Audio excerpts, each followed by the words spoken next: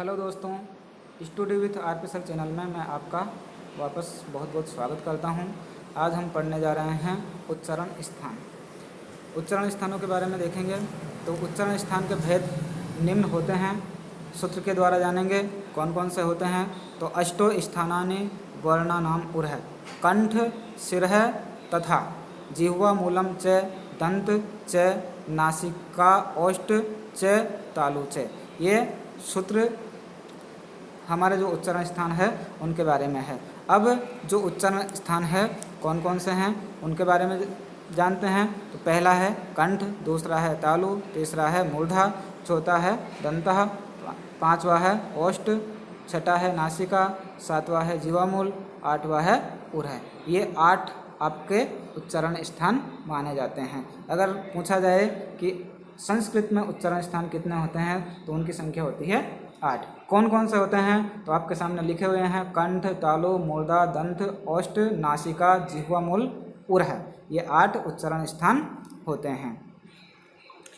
अब हम हर एक को 1 बाय 1 सूत्र के द्वारा पढ़ेंगे। पहला है आपका अकुह विसर्जन्यानाम कंठ। अकुह विसर्जन्यानाम कंठ, अ और आ। ऐसे क्या हुआ, अ और आ। अ जो है 18 प्रकार का होता है। इन प्रकारों के बारे में हम अगली क्लास में जानेंगे। अभी हम इतना लंबा वीडियो नहीं बना सकते। तो अ और आ। दूसरा है क वर्ग। क वर्ग में 5 वर्ण आते हैं, क, ख, ग, घ, ङ। उसके बाद में हकार यानी है एवं विसर्ग। आप जानते हो विसर्ग क्या होता है, तो जो ये विसर्ग इन्हें कहते हैं। तो इन सभी का उच्चारण स्थान जो है वो कंठ से होता है। अगला जो सूत्र है आपका वो है इच्छु यशानाम तालु। अगला सूत्र क्या है, इच्छु यशानाम तालु। ई दोनों ई। चे वर्ग। चे वर्ग में 5 वर्ण आते हैं, च, छ, ज, झ, य।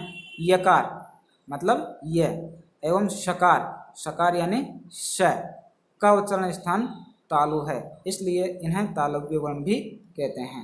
इनका उच्चारण स्थान तालु है, इसलिए इन्हें क्या कहते हैं, तालव्य वर्ण भी कहते हैं। तो किस किस का उच्चारण स्थान है, ई का, चे वर्ग का, यकार का और शकार का। इन सभी का उच्चारण स्थान क्या है, तालु, इसलिए इन्हें तालव्य वर्ण भी कहते हैं। अगला जो है वो है ऋटुरसाणाम मूर्धा। ऋटुरसाणाम मूर्धा कौन कौन से वर्ण आते हैं, ऋकार। ऋ भी 18 प्रकार का होता है। ट वर्ग ट, ठ, ड, ढ, ण। रकार तथा शकार का उच्चारण स्थान मूर्धा है और इसलिए इन्हें मूर्धन्य वर्ण भी कहते हैं। देखो ऋकार ट वर्ग में ट, ठ, ड, ढ, ण।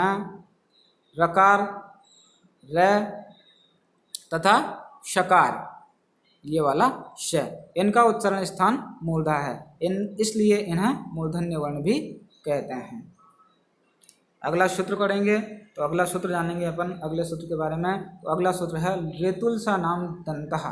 ऋतुलसा नाम दंतः। अब इससे किस किस का उच्चारण होता है दांत से, तो हम देखेंगे किस किस का होता है। पहला है ऋ, दूसरा है त वर्ग। अब ते वर्ग में त, थ, द, ध, न 5 वर्ण आते हैं। लकार मतलब ल एवं सकार यानी स का उच्चारण स्थान दंत है, इसलिए इन्हें दंतीय वर्ण भी कहते हैं। कौन से वर्ण कहते हैं, दंतीय वर्ण भी कहा जाता है। अगला है उपूप ध्यान्यानाम ओष्ठ। उपूप ध्यान्यानाम ओष्ठ। अब ओष्ठ से किस किस का उच्चारण स्थान होता है, तो पहला है उकार, प वर्ग प, फ, ब, भ, म तथा उपदमानीय प, फ जो ये चिन्ह लगे हुए हैं इनको उपदमानीय कहते हैं। तो वर्णों का उच्चारण स्थान ओष्ठ है, इसलिए इन वर्णों को ओष्ठीय वर्ण भी कहते हैं। अगर आपसे पूछा जाए उपदमानीय वर्ण कौन कौन से हैं, तो आप प और ये चिन्ह लगाएंगे और फ इसके आगे भी ये चिन्ह लगाएंगे, तो इन्हें कहते हैं उपदमानीय वर्ण।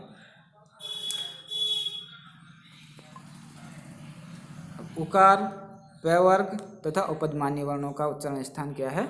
ओष्ठ है। अगला सूत्र है यमंगणना नाम नासिका च। य म ङ ण और न का उच्चारण स्थान नासिका है, इसलिए इन वर्णों को नासिक के वर्ण भी कहते हैं। कौन कौन से वर्ण आ रहे हैं इसमें?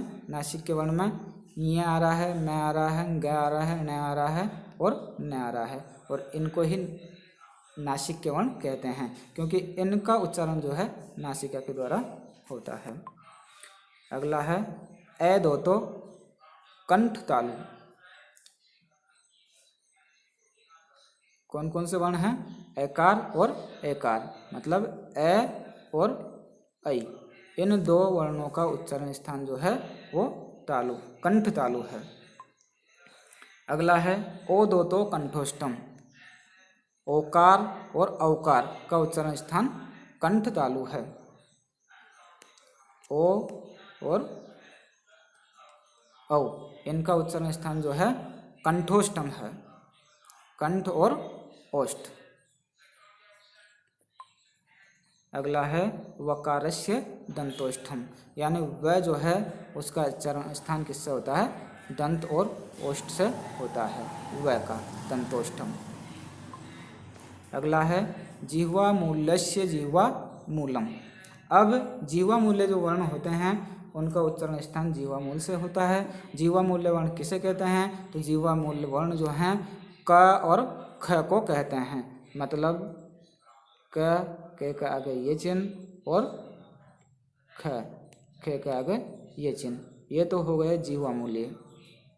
और प और फ जो है ये हो गए उपध्मानीय वर्ण। क और ख के आगे पीछे ये वाले लग रहे हैं चिन्ह तो जीवा मूल्य वर्ण है, और प और फ के आगे पीछे लग रहे हैं तो उपध्मानीय वर्ण कहलाते हैं। अगला है नासिका अनुस्वारस्य, यानी अनुस्वार का उच्चारण स्थान नासिका है। अनुस्वार मतलब ये, इसका उच्चारण स्थान जो है वो नासिका है। अगला है उरह।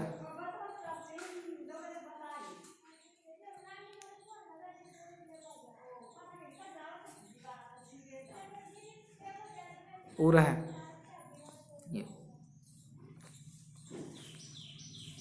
ये जीवा मूल्य वर्ण है, नासिका अनुस्वार। अगला है उरह, तो विशेष जब है के साथ य व र म न आदि का प्रयोग हो जाता है तो उच्चारण स्थान वक्ष स्थल से होता है और इन्हें ऊर्ध्व वर्ण कहते हैं, मतलब ऊर्ध्व से होता है। वक्ष स्थल से जो उच्चारण स्थान होता है वो ऊर्ध्व कहलाता है। जैसे जिह्वा व लग गया, ब्रह्मा में लग गया, बाह्यांतर ये लग गया, ह्रस्व रि लग गया। तो आदि उच्चारण स्थान ऊर्ध्व है, आदि का उच्चारण स्थान। उसके बाद में ये आपके सारणी है, उस सारणी के अंतर्गत आपके वर्ण दिए हुए हैं और उच्चारण स्थान दिए हुए हैं। कौन कौन से वर्ण का उच्चारण स्थान क्या है? तो कंठ का अ क ख ग घ ग है, तालु से ई च छ ज झ य स, मूर्धा से रि ट ठ ड ढ ण र स, दंत से रि त थ द ध न ल स, ओष्ठ से उ प फ ब भ म और उपध्मानीय वर्ण जो मैं बता चुका हूँ पहले ही आपको। उपध्मानीय वर्ण किसे कहते हैं? नासिक्य य म ग ण न, कंठ तालु से ए ऐ, कंठोष्ठ से ओ औ और दंतोष्ठ से व। उसके बाद में जिह्वा मूल वर्ण आपको बता चुका हूँ, अनुस्वार जो है बता चुका हूँ, ऊर्ध्व बता चुका हूँ। तो आज का हमारा वीडियो यहीं तक है, आज का टॉपिक समाप्त होता है। अगला वीडियो देखने के लिए मेरे चैनल को सब्सक्राइब करें और लाइक करें।